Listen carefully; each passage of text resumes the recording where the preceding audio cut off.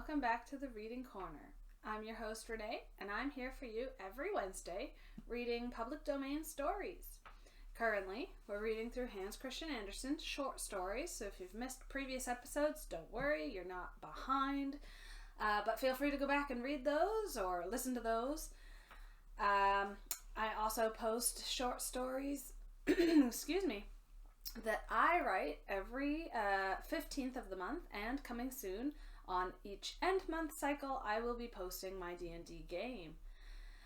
You can watch me on YouTube or Discord. I upload in both locations. And just, hit that like, subscribe, and follow along. Without further ado, let's get into it. Our first story is called The Talisman, written in 1836. A prince and a princess were still celebrating their honeymoon. They were extremely happy. Only one thought disturbed them, and that was how to retain their present happiness. For that reason, they wished to own a talisman with which to protect themselves against any unhappiness in their marriage. Now, they had often been told about a man who lived out in the forest, acclaimed by everybody for his wisdom and known for his good advice in every need and difficulty. So the prince and princess called upon him and told him about their heart's desire. After the wise man had listened to them, he said, "Travel through every country in the world, and wherever you meet a completely happily married couple, ask them for a small piece of linen they wear close to the body. And when you receive this, you must always carry it on you. That is a sure remedy." The prince and princess rode forth, and on their way they soon heard of a knight and his wife who were said to be living the most happily married life. They went to the knight's castle and asked him and his wife if their marriage was truly as happy as was rumored. "Yes, of course," was the answer, "with the one exception that we have no children."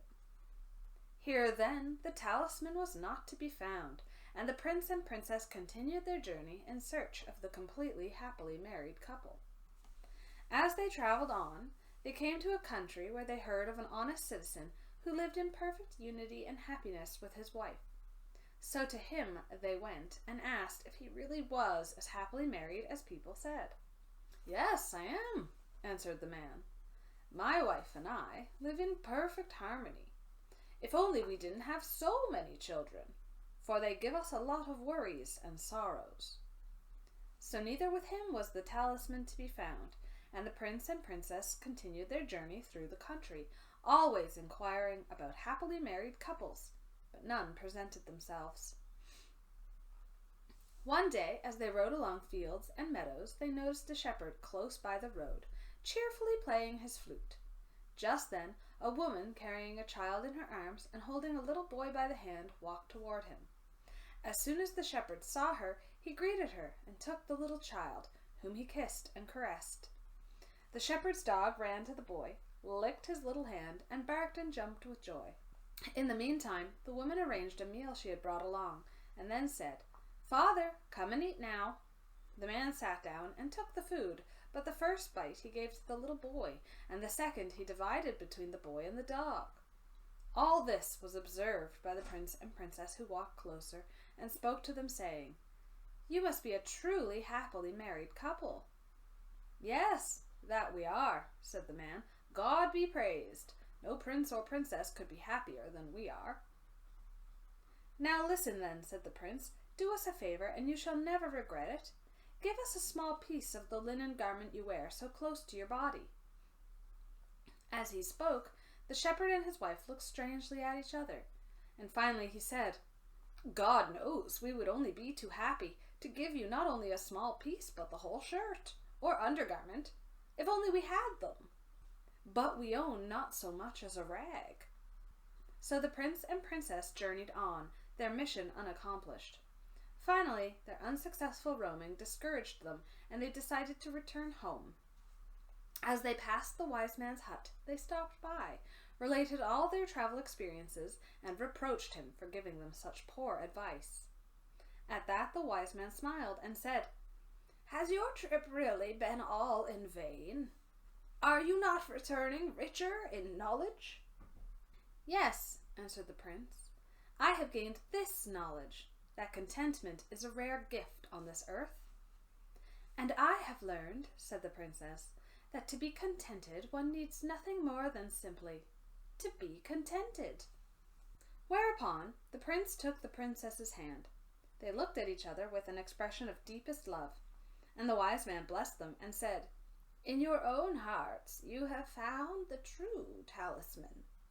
Guard it carefully, and the evil spirit of discontentment shall never in all eternity have any power over you." The end. The next story is called This Fable is Intended for You, written in 1836. Wise men of ancient times ingeniously discovered how to tell people the truth without being blunt to their faces. You see, they held a magic mirror before the people, in which all sorts of animals and various wonderful things appeared, producing amusing as well as instructive pictures. They called these fables, and whatever wise or foolish deeds the animals performed, the people were to imagine themselves in their places and thereby think, "This fable is intended for you." In this way, no one's feelings were hurt. Let us give you an example. There were 2 high mountains, and at the top of each stood a castle. In the valley below ran a hungry dog, sniffing along the ground as if in search of mice or quail. Suddenly, a trumpet sounded from one of the castles to announce that mealtime was approaching. The dog immediately started running up the mountain, hoping to get his share. But when he was halfway up, the trumpeter ceased blowing, and a trumpet from the other castle commenced. "Up here," thought the dog, "they will have finished eating before I arrive, but over there they are just getting ready to eat." So he ran down and up the other mountain. But now the first trumpet started again, while the second stopped. The dog ran down again and up again, and this he continued until both trumpets stopped blowing and the meals were over in both castles. Now guess what the wise men of ancient times would have said about this fable, and who the fool could be who runs himself ragged without gaining anything, either here or there. The end. The next story is titled The Little Mermaid, written in 1837. Far out in the ocean, the water is as blue as the petals of the loveliest cornflower and as clear as the purest glass. But it is very deep, too.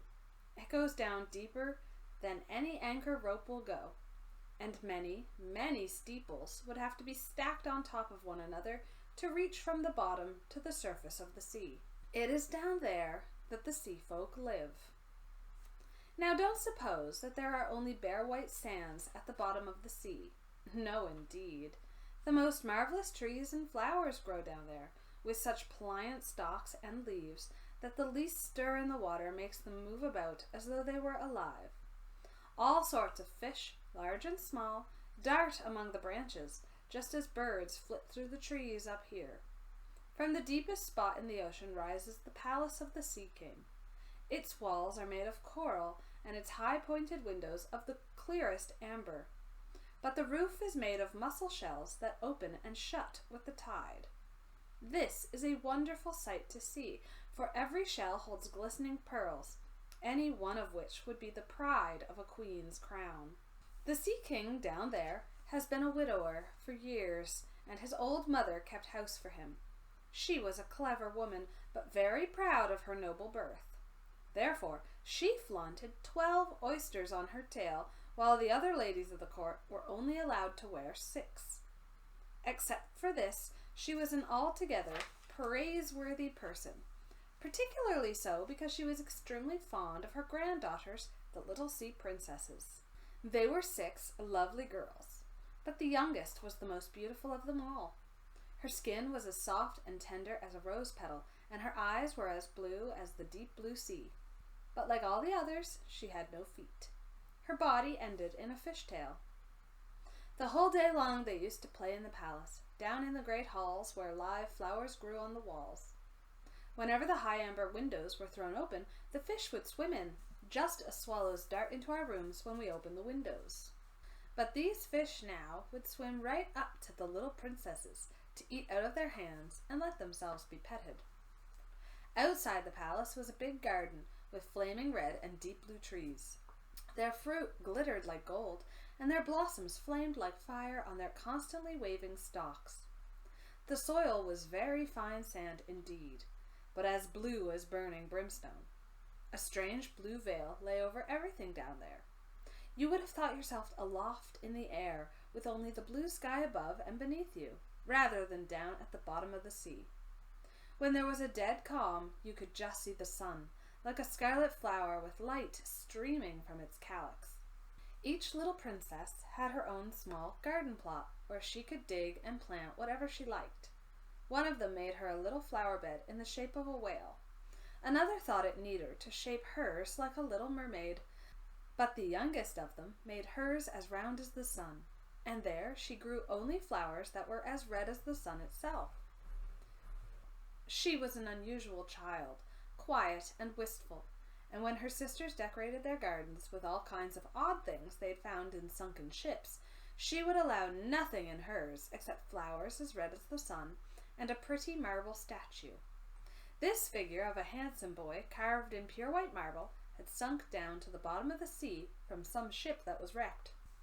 Beside the statue, she planted a rose-colored weeping willow tree, which thrived so well that its graceful branches shaded the statue and hung down to the blue sand, where their shadows took on a violet tint and swayed as the branches swayed. It looked as if the roots and the tips of the branches were kissing each other in play. Nothing gave the youngest princess such pleasure as to hear about the world of human beings above them. Her old grandmother had to tell her all she knew about ships and cities and of people and animals. What seemed nicest of all to her was that up on land the flowers were fragrant, for those at the bottom of the sea had no scent. And she thought it was nice that the woods were green, and that the fish you saw among their branches could sing so loud and sweet that it was delightful to hear them. Her grandmother had to call the little birds fish, or the princess would not have known what she was talking about, for she had never seen a bird. "When you get to be 15, her grandmother said, you will be allowed to rise up out of the ocean and sit on the rocks in the moonlight, to watch the great ships sailing by. You will see woods and towns, too."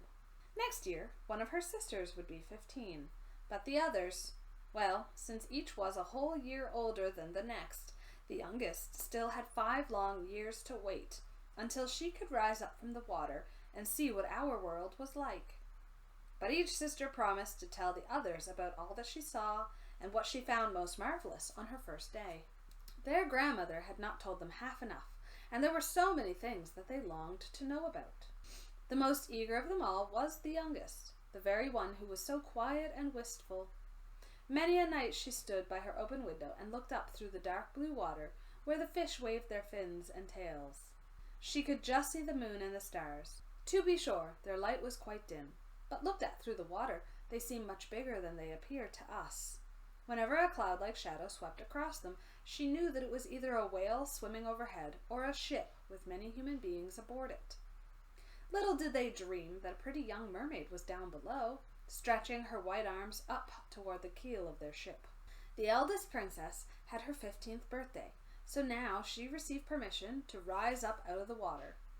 When she got back, she had 100 things to tell her sisters about, but the most marvelous thing of all, she said, was to lie on a sandbar in the moonlight where the sea was calm, and to gaze at the large city on the shore, where the lights twinkled like hundreds of stars, to listen to music, to hear the chatter and clamor of carriages and people, to see so many church towers and spires, and to hear the ringing bells. Because she could not enter the city, that was just what she most dearly longed to do. Oh, how intently the younger sister listened.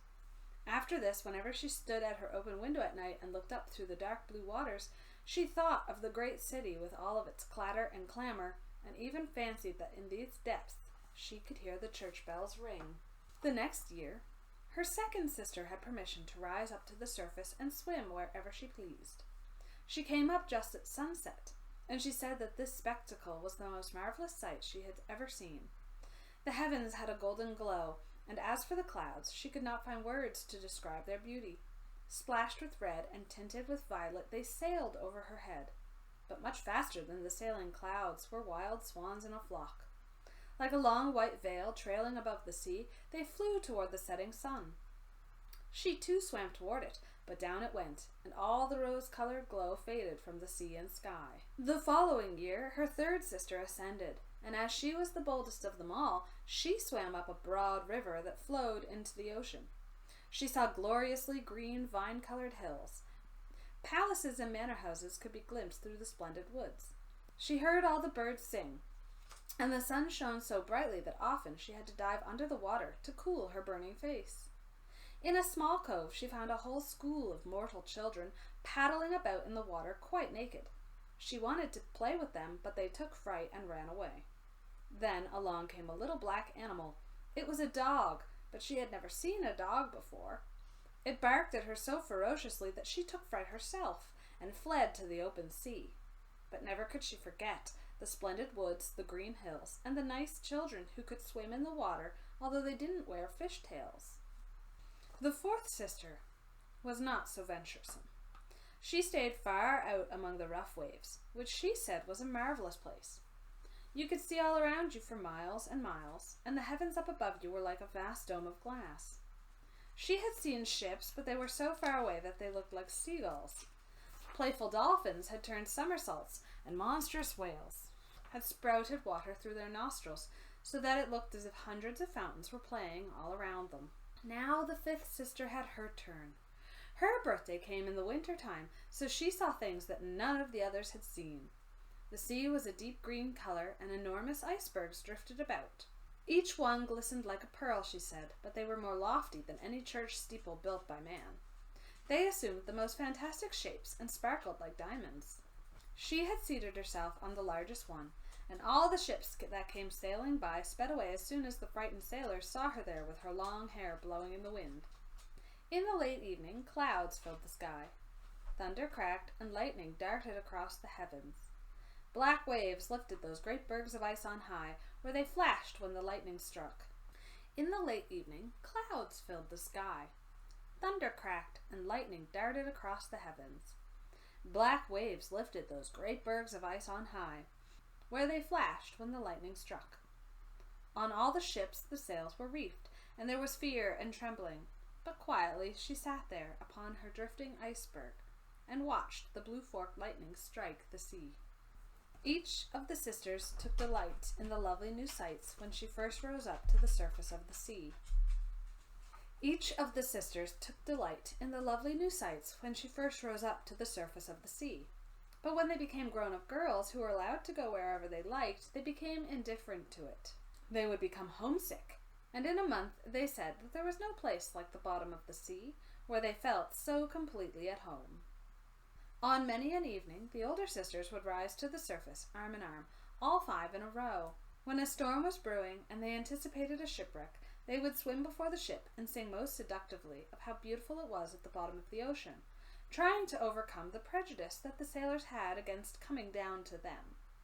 But people could not understand their song, and mistook it for the voice of the storm. Nor was it for them to see the glories of the deep. When their ship went down, they were drowned, and it was as dead men that they reached the Sea King's palace. On the evenings, when the mermaids rose through the water like this, arm in arm, their youngest sister stayed behind all alone, looking at them and wanting to weep. But a mermaid has no tears, and therefore she suffers so much more. "Oh, how I do wish I were 15, she said. "I know I shall love that world up there, and all the people who live in it." And at last she, too, became 15. "Now I'll have you off my hands," said her grandmother, the old Queen Dowager. "Come, let me adorn you like your sisters."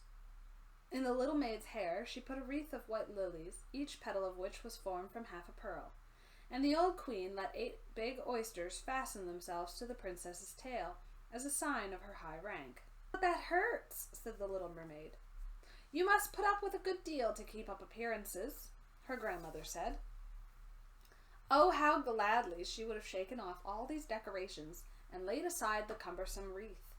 The red flowers in her garden were much more becoming to her, but she didn't dare to make any changes. "Goodbye," she said, and up she went through the water, as light and as sparkling as a bubble. The sun had just gone down when her head rose above the surface, but the clouds still shone like gold and roses, and in the delicately tinted sky sparkled the clear gleam of the evening air. The air was mild and fresh, and the sea unruffled.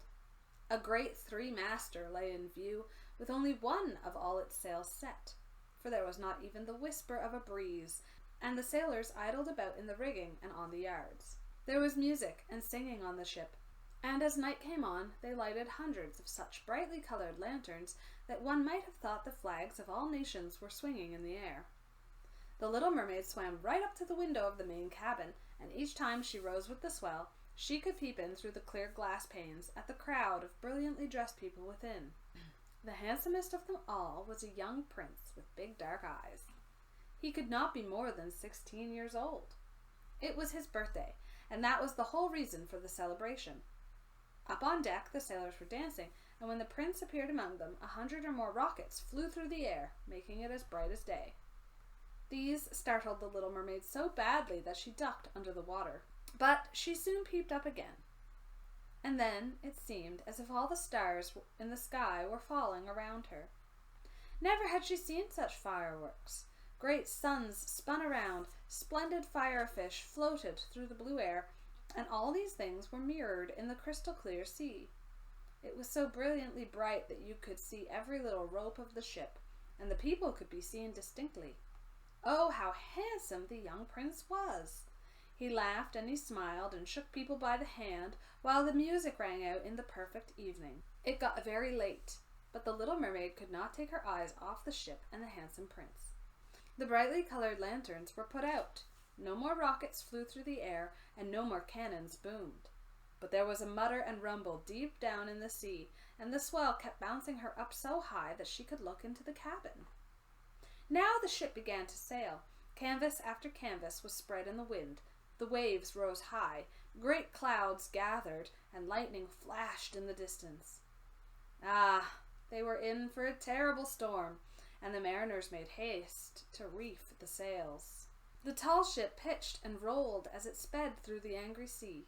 The waves rose up like towering black mountains, as if they would break over the masthead, but the swan-like ship plunged into the valleys between such waves and emerged to ride their lofty heights. To the Little Mermaid this seemed good sport, but to the sailors it was nothing of the sort. The ship creaked and labored. Thick timbers gave way under heavy blows. Waves broke over the ship. The mainmast snapped in two like a reed. The ship listed over onto its side, and water burst into the hold. Now the Little Mermaid saw that people were in peril, and that she herself must take care to avoid the beams and wreckage tossed about by the sea. One moment it would be black as pitch, and she couldn't see a thing. Next moment the lightning would flash so brightly that she could distinguish every soul on board. Everyone was looking out for himself as best he could. She watched closely for the young prince, and when the ship split in two, she saw him sink down in the sea. At first she was overjoyed that he would be with her, but then she recalled that human people could not live under the water, and he could only visit her father's palace as a dead man. No, he should not die. So she swam in among all the floating planks and beams, completely forgetting that they might crush her.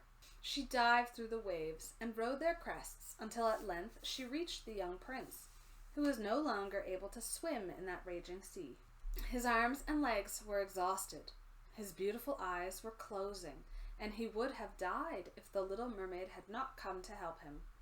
She held his head above the water and let the waves take them wherever the waves went. At daybreak, when the storm was over, not a trace of the ship was in view.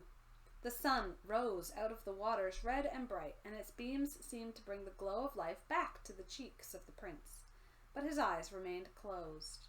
The mermaid kissed his high and shapely forehead. As she stroked his wet hair in place, it seemed to her that he looked like that marble statue in her little garden. She kissed him again, and hoped that he would live. She saw dry land rise before her in high blue mountains, topped with snow, as glistening white as if a flock of swans were resting there.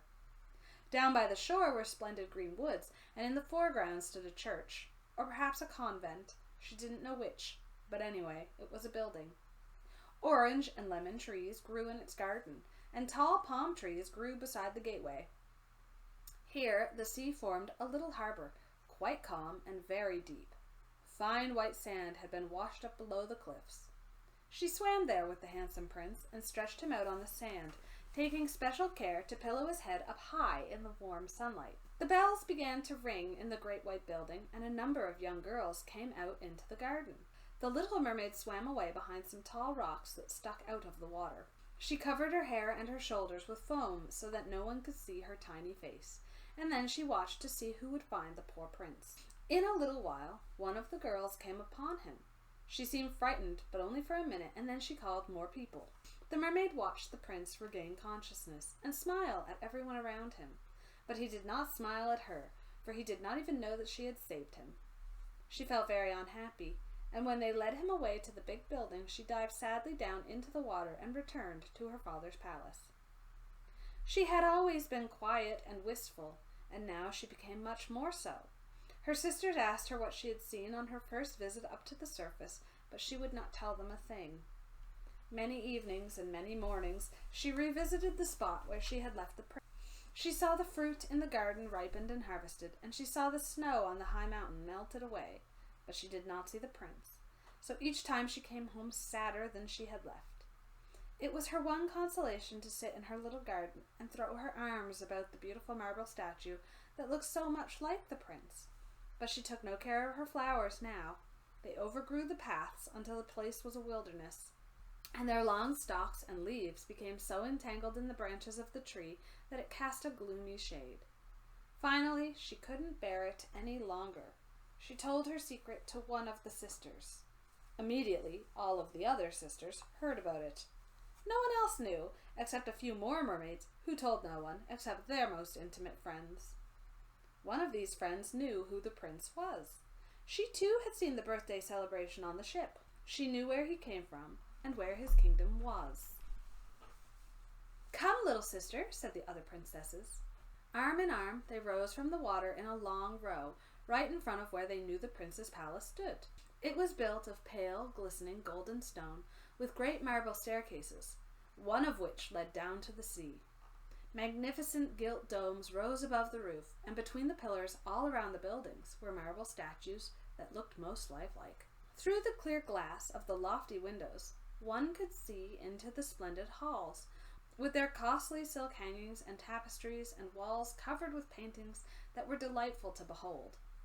In the center of the main hall, a large fountain played its columns of spray up to the glass-domed roof, through which the sun shone down on the water and upon the lovely plants that grew in the big basin. Now that she knew where he lived, many an evening and many a night she spent there in the sea. She swam much closer to shore than any of her sisters would dare venture, and she even went far up a narrow stream under the splendid marble balcony that cast its long shadow in the water. Here she used to sit and watch the young prince when he thought himself quite alone in the bright moonlight. On many evenings she saw him sail out in his fine boat, with music playing and flags aflutter. She would peep out through the green rushes, and if the wind blew her long silver veil, anyone who saw it mistook it for a swan spreading its wings.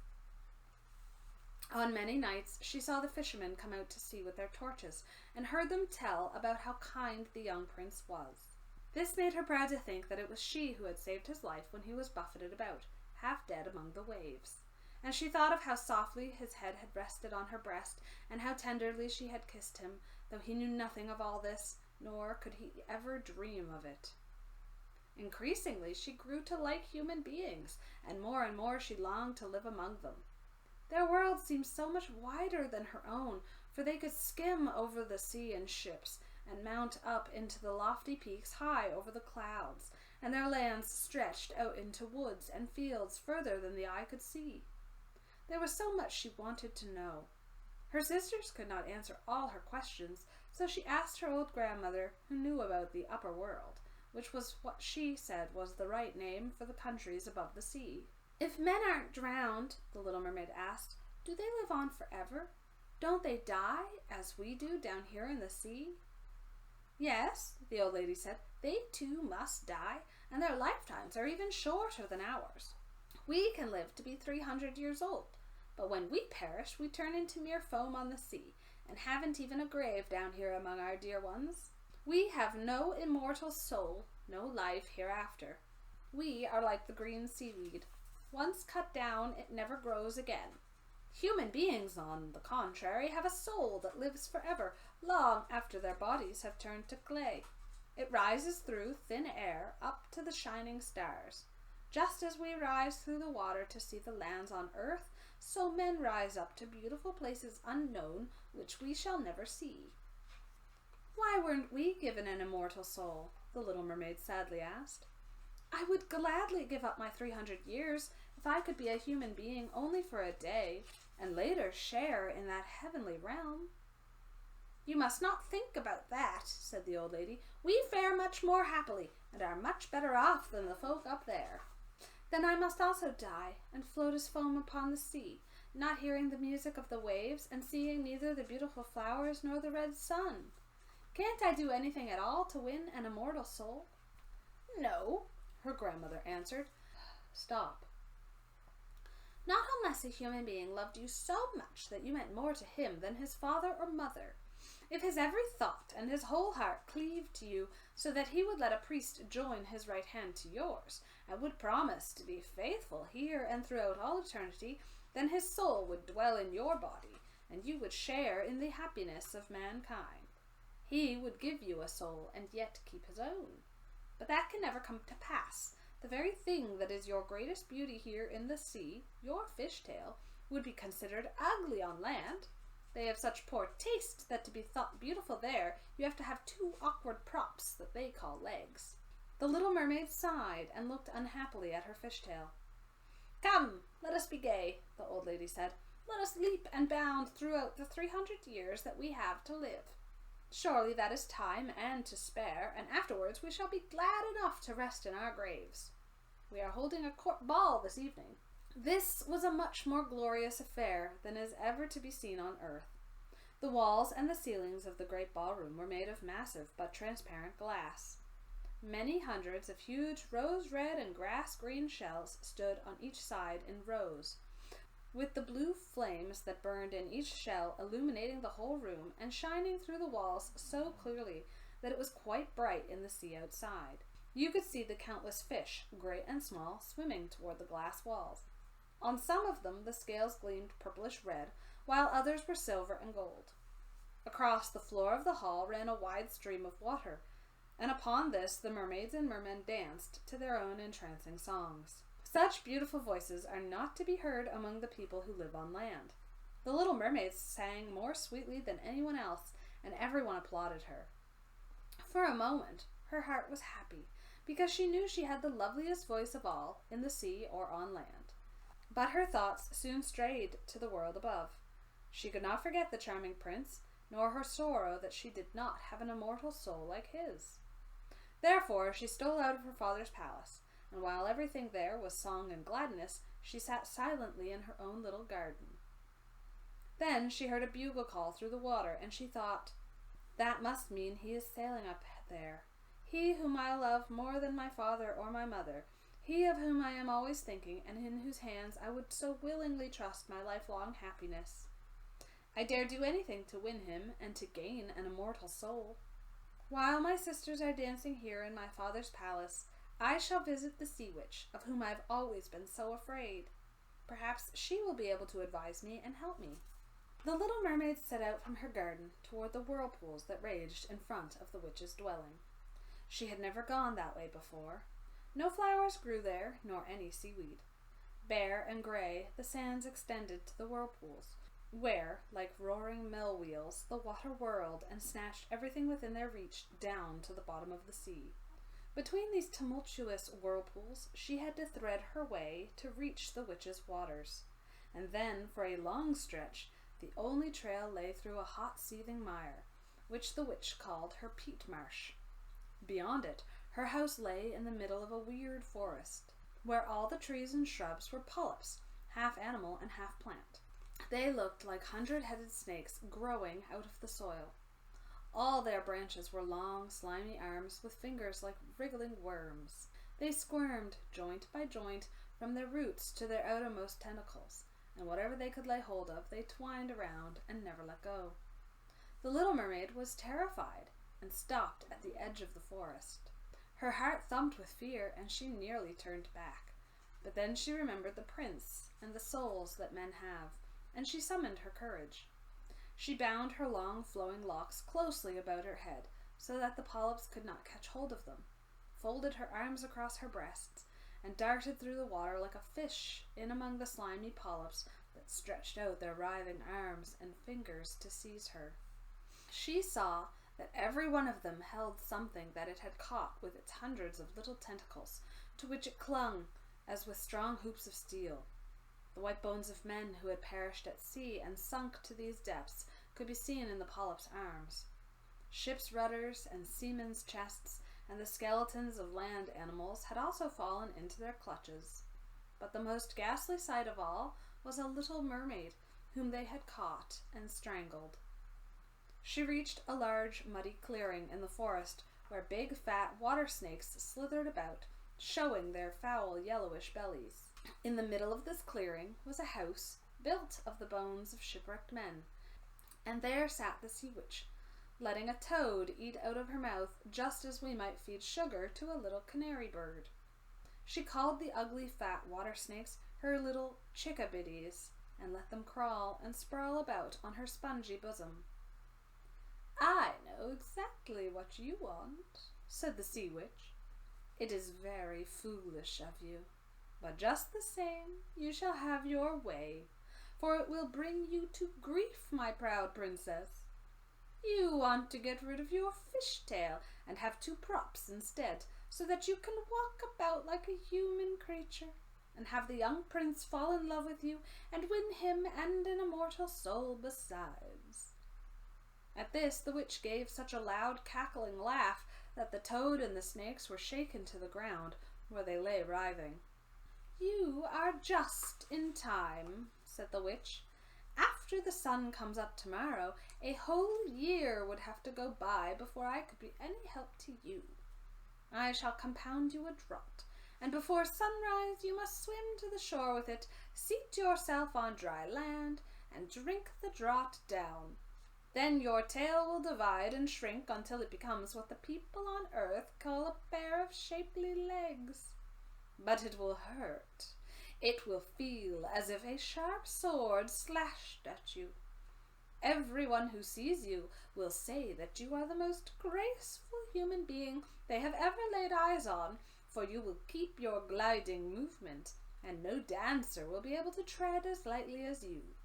But every step you take will feel as if you were treading upon knife blades so sharp that blood must flow. I am willing to help you, but are you willing to suffer all this?" "Yes," the Little Mermaid said in a trembling voice, as she thought of the prince and of gaining a human soul. "Remember," said the witch, "once you have taken a human form, you can never be a mermaid again.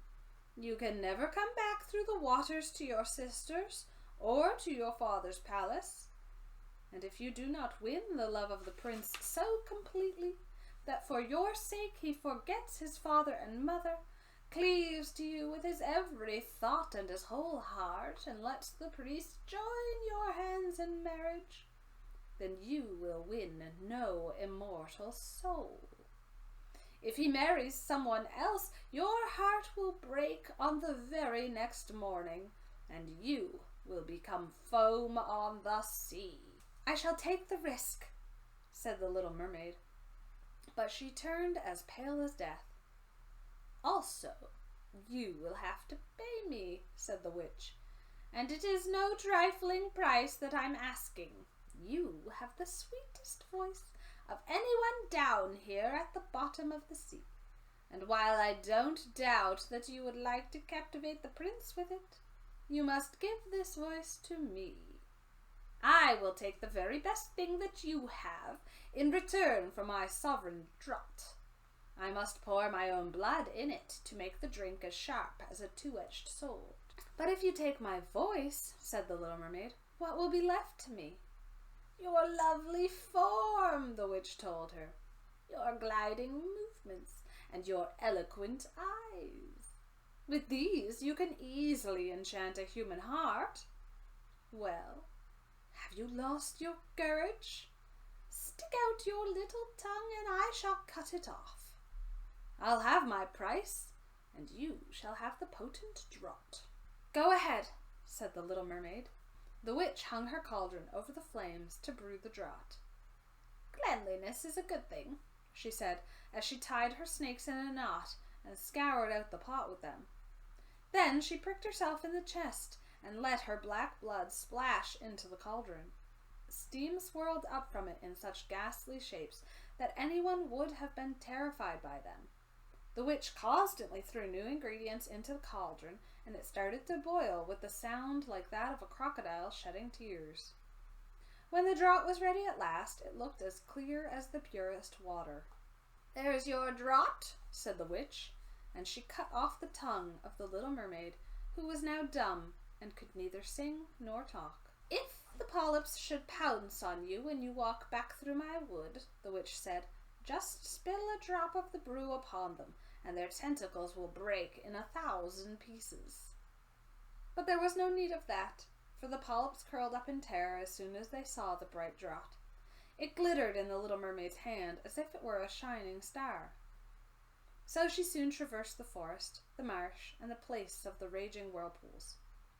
She could see her father's palace. The lights had been snuffed out in the great ballroom, and doubtless everyone in the palace was asleep. But she dared not go near them, now that she was stricken dumb, and was leaving her home forever. Her heart felt as if it would break with grief. She tiptoed into the garden, took one flower from each of her sister's little pots, blew 1,000 kisses toward the palace, and then mounted up through the dark blue sea. The sun had not yet risen when she saw the prince's palace. As she climbed his splendid marble staircase, the moon was shining clear. The little mermaid swallowed the bitter, fiery draught, and it was as if a two-edged sword struck through her frail body. She swooned away, and lay there as if she were dead. When the sun rose over the sea, she awoke and felt a flash of pain. But directly in front of her stood the handsome young prince, gazing at her with his coal-black eyes. Lowering her gaze, she saw that her fishtail was gone, and that she had the loveliest pair of white legs any young maid could hope to have. But she was naked, so she clothed herself in her own long hair. The prince asked who she was, and how she came to be there. Her deep blue eyes looked at him tenderly but very sadly, for she could not speak. Then he took her hand and led her into his palace. Every footstep felt as if she were walking on the blades and points of sharp knives, just as the witch had foretold. But she gladly endured it. She moved as lightly as a bubble as she walked beside the prince. He and all who saw her marveled at the grace of her gliding walk. Once clad in the rich silk and muslin garments that were provided for her, she was the loveliest person in all the palace, though she was dumb and could neither sing nor speak. Beautiful slaves attired in silk and cloth of gold came to sing before the prince and his royal parents. One of them sang more sweetly than all the others, and when the prince smiled at her and clapped his hands, the little mermaid felt very unhappy, for she knew that she herself used to sing much more sweetly. Oh, she thought, if he only knew that I parted with my voice forever so that I could be near him. Graceful slaves now began to dance to the most wonderful music. Then the little mermaid lifted her shapely white arms, rose on the tips of her toes, and skimmed over the floor. No one had ever danced so well. Each movement set off her beauty to better and better advantage, and her eyes spoke more directly to the heart than any of the singing slaves could do. She charmed everyone, and especially the prince, who called her his dear little foundling. She danced time and again, though every time she touched the floor, she felt as if she were treading on sharp-edged steel. The prince said he would keep her with him always, and that she was to have a velvet pillow to sleep on outside his door. He had a page's suit made for her so that she could go with him on horseback. They would ride through the sweet-scented woods where the green boughs brushed her shoulders and where the little birds sang among the fluttering leaves. She climbed up high mountains with the prince, and though her tender feet bled so that all could see it, she only laughed and followed him on until they could see the clouds driving far below like a flock of birds in flight to distant lands. At home in the prince's palace, while the others slept at night, she would go down the broad marble steps to cool her burning feet in the cold sea water, and then she would recall those who lived beneath the sea. One night her sisters came by arm in arm, singing sadly as they breasted the waves. When she held out her hands toward them, they knew who she was, and told her how unhappy she had made them all. They came to see her every night after that, and once far, far out to sea, she saw her old grandmother, who had not been up to the surface this many a year. With her was the Sea King, with his crown upon his head. They stretched out their hands to her, but they did not venture so near the land as her sisters did. Day after day, she became more dear to the prince, who loved her as one would love a good little child, but he never thought of making her his queen. Yet she had to be his wife, or she would never have an immortal soul, and on the morning after his wedding she would return into foam on the waves. "Don't you love me best of all?" The little mermaid's eyes seemed to question him when he took her in his arms and kissed her lovely forehead. "Yes, you are most dear to me," said the prince, "for you have the kindest heart. You love me more than anyone else does, and you look so much like a young girl I once saw, but shall never find again. I was on a ship that was wrecked, and the waves cast me ashore near a holy temple where many young girls performed the rituals. The youngest of them found me beside the sea and saved my life. Though I saw her no more than twice, she is the only person in all the world whom I could love. But you are so much like her that you almost replace the memory of her in my heart. She belongs to that holy temple. Therefore, it is my good fortune that I have you. We shall never part." "Alas, he doesn't know that it was I who saved his life," the little mermaid thought. "I carried him over the sea to the garden where the temple stands. I hid behind the foam and watched to see if anyone would come. I saw the pretty maid he loves far better than me." A sigh was the only sign of her deep distress, for the little mermaid cannot cry. "He says that the other maid belongs to the holy temple. She will never come out into the world, so they will never see each other again. It is I who will care for him, love him, and give all my life to him." Now rumors arose that the prince was to wed the beautiful daughter of a neighboring king, and that it was for this reason he was having such a superb ship made ready to sail. The rumor ran that the prince's real interest in visiting the neighboring kingdom was to see the king's daughter, and that he was to travel with a lordly retinue. The little mermaid shook her head and smiled, for she knew the prince's thoughts far better than anybody else did. "I am forced to make this journey," he told her. "I must visit the beautiful princess, for this is my parents' wish, but they would not have me bring her home as my bride against my own will, and I can never love her. She does not resemble the lovely maiden in the temple as you do, and if I were to choose a bride, I would sooner choose you, my dear mute foundling, with those telling eyes of yours." And he kissed her on the mouth, fingered her long hair, and laid his head against her heart, so that she came to dream of mortal happiness and an immortal soul. "I trust you aren't afraid of the sea, my silent child," he said, as they went on board the magnificent vessel that was to carry them to the land of the neighboring king. And he told her stories of storms, of ships becalmed, of strange deep-sea fish, and of the wonders that divers had seen. She smiled at such stories, for no one knew about the bottom of the sea as well as she did. In the clear moonlight, when everyone except the man at the helm was asleep, she sat on the side of the ship, gazing down through the transparent water, and fancied that she could catch glimpses of her father's palace. On the topmost tower stood her old grandmother, wearing her silver crown and looking up at the keel of a ship through the rushing waves. Then her sisters rose to the surface, looked at her sadly, and wrung their white hands. She smiled and waved, trying to let them know that all went well and that she was happy. But along came the cabin boy, and her sisters dived out of sight so quickly that the boy supposed the flash of white he had seen was merely foam on the sea. Next morning the ship came into the harbor of the neighboring king's glorious city. All the church bells chimed, and the trumpets were sounded from all the high towers, while the soldiers lined up with flying banners and glittering bayonets. Every day had a new festivity, as one ball or levee followed another, but the princess was still to appear. They said that she was being brought up in some faraway sacred temple, where she was learning every royal virtue, but she came at last. The little mermaid was curious to see how beautiful this princess was, and she had to grant that a more exquisite figure she had never seen. The princess's skin was clear and fair, and behind the long dark lashes her deep blue eyes were smiling and devoted. "It was you," the prince cried. "You are the one who saved me when I lay like a dead man beside the sea." He clasped the blushing bride of his chosen in his arms. "Oh, I am happier than a man should be," he told his little mermaid. "My fondest dream, that which I never dared to hope, has come true. You will share in my great joy, for you love me more than anyone does." The little mermaid kissed his hand and felt that her heart was beginning to break. For the morning after his wedding day would see her dead and turned to watery foam. All the church bells rang out, and heralds rode through the streets to announce the wedding. Upon every altar sweet-scented oils were burned in costly silver lamps. The priests swung their censers, the bride and the bridegroom joined their hands, and the bishop blessed their marriage.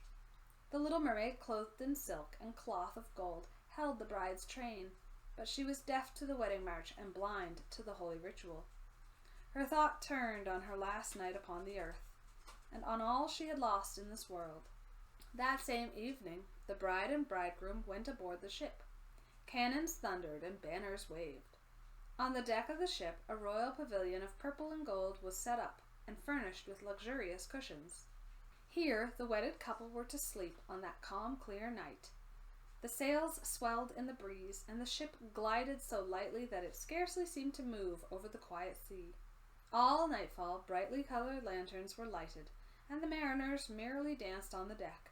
The little mermaid could not forget that first time she rose from the depths of the sea and looked on at such pomp and happiness. Light as a swallow pursued by his enemies, she joined in the whirling dance.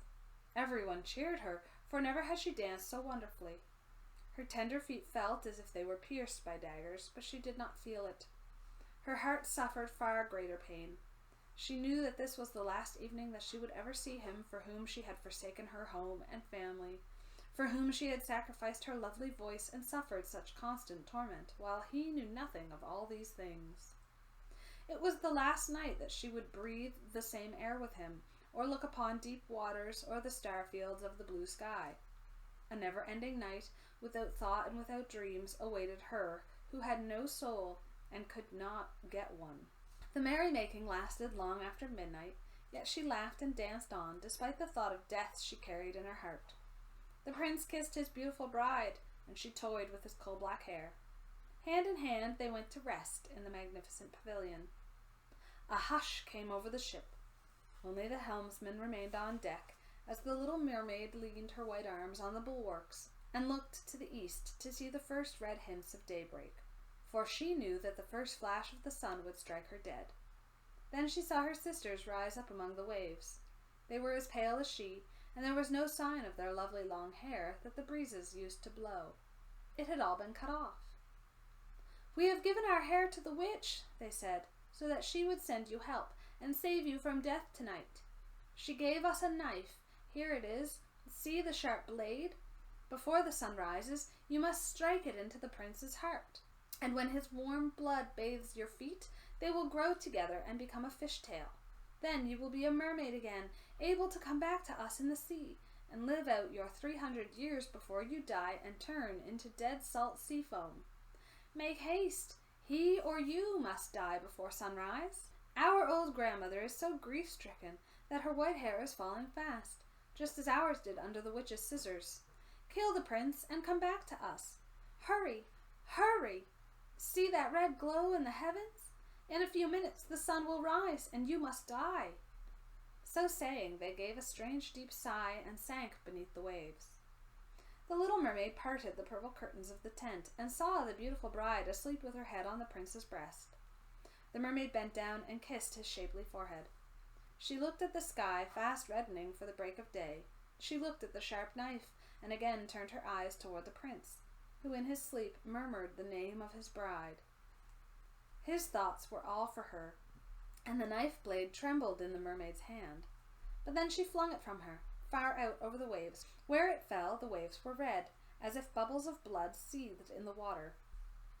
With eyes already glazing, she looked once more at the prince, hurled herself over the bulwarks into the sea, and felt her body dissolve into foam. The sun rose up from the waters. Its beams fell, warm and kindly, upon the chill sea foam, and the little mermaid did not feel the hand of death. In the bright sunlight overhead, she saw hundreds of fair, ethereal beings. They were so transparent that through them she could see the ship's white sails and the red clouds in the sky. Their voices were sheer music, but so spirit-like that no human ear could detect the sound, just as no eye on earth could see their form. Without wings, they floated as light as the air itself. The little mermaid discovered that she was shaped like them, and that she was gradually rising up out of the foam. "Who are you, toward whom I rise?" she asked, and her voice sounded like those above her, so spiritual that no music on earth could match it. "We are the daughters of the air," they answered. "A mermaid has no immortal soul, and can never get one unless she wins the love of a human being. Her eternal life must depend upon a power outside herself. The daughters of the air do not have an immortal soul either, but they can earn one by their good deeds. We fly to the south, where the hot poisonous air kills human beings unless we bring cool breezes. We carry the scent of flowers through the air, bringing freshness and healing balms wherever we go. When for 300 years we have tried to do all the good that we can, we are given an immortal soul and share in mankind's eternal bliss. You, poor little mermaid, have tried with your whole heart to do this too. Your suffering and your loyalty have raised you up into the realm of airy spirits, and now in the course of 300 years you may earn by your good deeds a soul that will never die." The little mermaid lifted her clear bright eyes toward God's sun, and for the first time her eyes were wet with tears. On board the ship, all was astir and lively again. She saw the prince and his fair bride in search of her. Then they gazed sadly into the seething foam, as if they knew she had hurled herself into the waves. Unseen by them, she kissed the bride's forehead, smiled upon the prince, and rose up with the other daughters of the air to the rose-red clouds that sailed on high. "This is the way that we shall rise to the kingdom of God after 300 years have passed." "We may get there even sooner," one spirit whispered. "Unseen, we fly into the homes of men, where there are children, and for every day on which we find a good child who pleases his parents and deserves their love, God shortens our days of trial. The child does not know when we float through his room, but when we smile at him in approval, 1 year is taken from our 300. But if we see a naughty, mischievous child, we must shed tears of sorrow, and each tear adds a day to the time of our trial." The end. What a wild ride that was! As you can see, Hans Christen Anderson wrote The Little Mermaid, and it's very different from the version we know and love, written by Disney. Nevertheless, a great compilation of stories for today. Like, subscribe, follow along for more. I'll be seeing you guys later. Bye!